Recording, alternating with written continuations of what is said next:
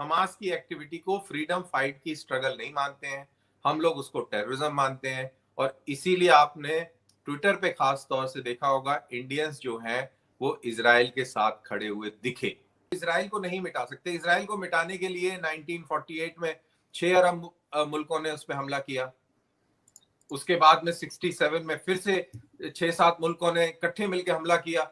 तो ये सारा वेस्ट बैंक, गाजा, जेरूसलम और पूरा सिनाई पेनिनसुला 6 दिन में इजरायलियों ने हथिया लिया। अभी भी कोई साथ में नहीं आया सिवाय बातें करने के। बातें करने के अलावा और जुलूस निकालने के अलावा कोई साथ में नहीं खड़ा हुआ। किसी की हिम्मत नहीं है कि साथ में खड़े हो जाए। जो मुजाहरे करवा रहा है इसराइल के हक में कि वी स्टैंड विद इसराइल, वो कौन है पता आपको? कोई नहीं, इंडिया। क्या मसला लेकर घूम रहे हैं आम शहरी जो इसराइल के, उनको अलाउ किया गया है कि आप बंदूकें टांगे अपने कंधों पे और आप घूमें वहां पे, निकले जाएं। मुसलमान आपके पास है तो गोली मार दो। इंडिया में इस बार देखा गया कि जब इजराइल ने अलास्का मॉस्क में फिलिस्तीनियों के खिलाफ कार्रवाई करी तो उसके लिए बहुत बड़ा आउटरेज हो गया पूरी दुनिया में। लेकिन at the same time Saudi Arabia ने यमन के ऊपर एयरफोर्स से रेड किया उसी दौरान, उसके बारे में किसी ने चू नहीं करी। वहां भी यमनी मारे गए, वो भी मुसलमान ही थे। अफगानिस्तान में 200 लोग मार दिए रमजान के टाइम में, उसके बारे में किसी ने कोई बात नहीं करी। तो आजकल सोशल मीडिया के टाइम में देखिए, पहले तो गवर्नमेंट जो बोलती थी लोग आंख बंद करके मान लेते थे, जो रेडियो पे आया, टीवी पे आया, वही सही है।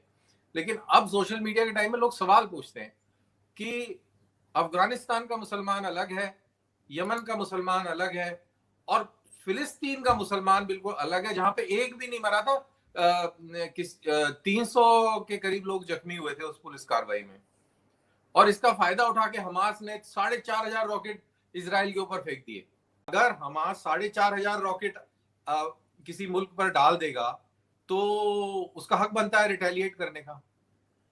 अब जब रिटेलिएशन हुआ है उसमें तकरीबन 300 फिलिस्तीनी मारे गए हैं। ये बिल्कुल सैड है और मेरे ख्याल से कोई भी इंडिया में ऐसा नहीं होगा जो इस चीज की हिमायत करता होगी, यार ये बहुत अच्छा हुआ। उनसे सवाल पूछा गया, शाह महमूद कुरैशी ने बोल दिया कि जी उनके डीप पॉकेट्स हैं। It's a matter of fact also, पूरी इकोनॉमी आपके कनाडा और यूएस की जूस के हाथ में। पूरा ऑयल, पूरा मीडिया, पूरी जो आपका जो स्टॉक एक्सचेंज है, ये किसके हाथ में? पूरी इकोनॉमी जूस के हाथ में है। सारी पॉलिटिकल पार्टीज को फंडिंग कौन करता है? वो जूस करते हैं। मजाल है जो इधर से उधर कोई बात करते किसी भी पॉलिटिकल पार्टी में।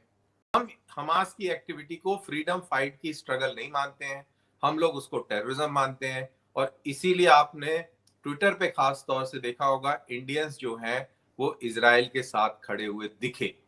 वो बेसिकली टेररिज्म के खिलाफ खड़े हुए थे और वो टेररिज्म हमें लगता है कि वो हमास की तरफ से फैलाया गया। जैसा चीमा साहब कह रहे हैं कि एक रियलिटी है, अब आप इजराइल को नहीं मिटा सकते। इजराइल को मिटाने के लिए 1948 में 6 अरब मुल्कों ने उस पर हमला किया। उसके बाद में 67 में फिर से 6-7 मुल्कों ने इकट्ठे मिलकर हमला किया। तो ये सारा वेस्ट बैंक, गाजा, जेरूसलम और पूरा सिनाई पेनिनसुला 6 दिन में इजरायलियों ने हथिया लिया। फिर यौम कपूर वॉर हुआ 1973 में, तो वो सीरिया की गोलन हाइट्स पकड़ के बैठ गया। उसके बाद 80 में लेबनान पे हमला किया, 82 में हमला किया। उसके बाद में इंतफादा हुई। फिर हमास और इजराइल के साथ में 2 बारी सीज फायर कराया गया इजिप्ट द्वारा। तो इन सारे पूरे अगर आप 1948 से लेकर आज तक अगर बात करेंगे तो सिर्फ और सिर्फ इसमें फिलिस्तीनियों का नुकसान हुआ है। 1948 में 48% फिलिस्तीन था, अब वो घट के सिर्फ 12% रह गए। और 12% के अंदर भी डिवीजन है, एक तरफ हमास का गाजा है, दूसरी तरफ फिलिस्तीन अथॉरिटी का है। तो वो चीज कम होती चली जा रही है और ये एक परेशानी का सबब होना चाहिए। और अरब ममालिक भी खुश नहीं है। जॉर्डन के अंदर ब्लैक सितंबर आप पढ़िए, जब फिलिस्तीनी ऑर्गेनाइजेशंस ने वहां पर हल्ला मचाना शुरू किया तो जॉर्डन ने उनके खिलाफ कार्रवाई करी। अभी भी कोई साथ में नहीं आया सिवाय बातें करने के। बातें करने के अलावा और जुलूस निकालने के अलावा कोई साथ में नहीं खड़ा हुआ। किसी की हिम्मत नहीं है कि साथ में खड़े हो जाए, क्योंकि सबको पता है कि अगर साथ में खड़े हुए तो उनके पास तजुर्बा है 48, 67, 73 का। अब कोई नहीं खड़ा होता। तो द फैक्ट इज कि जब कोई खड़ा नहीं हो रहा है साथ में और ये सिचुएशन इसी तरीके से चल रही है, तो इसमें एग्रीमेंट में आइए, टू नेशन थ्योरी जिसके ऊपर बात हो रही है उसको अमल में लाइए, इजराइल के ऊपर प्रेशर डालिए। अभी बात यह है कि इजराइल नहीं मान रहा टू नेशन के लिए, अदरवाइज फिलिस्तीन अथॉरिटी तैयार है। अपने सफारती अमले के जरिए से, वहां काम करने वाले लोगों के जरिए से और लोगों को इकट्ठा करके जो मुजाहरे करवा रहा है इसराइल के हक में कि वी स्टैंड विद इसराइल, वो कौन है पता आपको?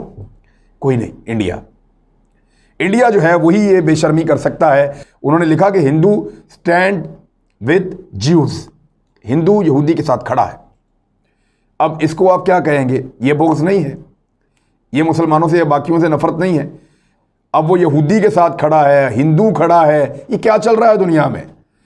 और आलमी ज़मीर जो है वो इसके ऊपर खामोश है और कोई इस पर बात नहीं कर रहा। लेकिन इंडिया ने अपने आप को एक मरतबा फिर एक्सपोज किया है कि इसराइली जो हैं वो यरूशलेम में या वेस्ट बैंक में वो सरेआम असला लेकर घूम रहे हैं। आम शहरी जो इसराइल के, उनको अलाउ किया गया है कि आप बंदूकें टांगे अपने कंधों पे और आप घूमें, वहां पे निकलें जाएं। मुसलमान आपके पास आए तो गोली मार दो। जानवर है, इंसान है, ये क्या कर रहे हैं आप? और वहां मुसलमानों को पत्थर उठाने की इजाजत नहीं है। जिस मुल्क में किसी मुसलमान के पास से गुलेल मिल जाए तो उसको दहशतगर्दी में जेल में डाल देते हैं, वहां यहूदी सरेआम जदीद असला लेकर घूम रहे हैं और बड़े फख्र से घूम रहे हैं। अब इसराइल अपने इमेज को बचाने के लिए एंटीसेमेटिक टाइप के अल्फाज इस्तेमाल कर रहा है। शाह महमूद कुरैशी को और तैयब उर्दगान को उन्होंने टारगेट किया था कि ये हमारे यहूदियों के खिलाफ कोई बुग़्ज़ और नफरत फैला रहे हैं। तो ऐसा नहीं है, ऐसा नहीं है। इसराइल एक रियासत बना हुआ है जो जुल्म कर रहा है, हम उसको तस्लीम नहीं करते बतौर पाकिस्तानी। अब यहां तक हालात हो गए हैं कि वो आलमी मीडिया को इस्तेमाल कर रहे हैं। मीडिया में से जो बंदे अपने खिलाफ हैं उनको निकलवाने के लिए काम कर रहे हैं। हेलो फ्रेंड्स, अपना हिंदुस्तान न्यूज में आपका स्वागत है। जब से पाकिस्तान को पता चला है भारत और भारत की जनता इजराइल के साथ खड़ी है और हर मुश्किल वक्त में इजराइल का साथ देगी, क्योंकि इजराइल ने भी भारत का साथ हर मुश्किल वक्त में दिया है।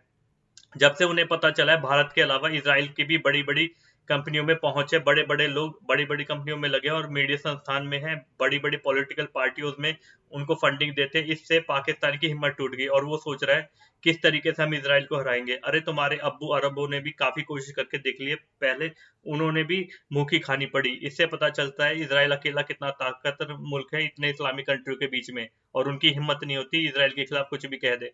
अब पाकिस्तान को समझ नहीं आ रहा, जनता को तो ये कह दिया कि हम इस्लाम का खलीफा बनेंगे और मदीने की रियासत बनेंगे, उसके बावजूद इजराइल की तरफ उंगली भी नहीं कर सकते। और वहां की पाकिस्तान की फौज बस दुम दबाकर अपने बैरकों में बैठी हुई है। पहले तो नारे लगा दिए हम इजराइल को सबक सिखा देंगे, जब बारी आई कुछ करने की चुपचाप पूंछ दबा के भाग गई। ये है असलियत पाकिस्तान की, और आगे जाके देखिए पाकिस्तान को कितनी बेइज्जती सहनी पड़ती है। धन्यवाद फ्रेंड्स।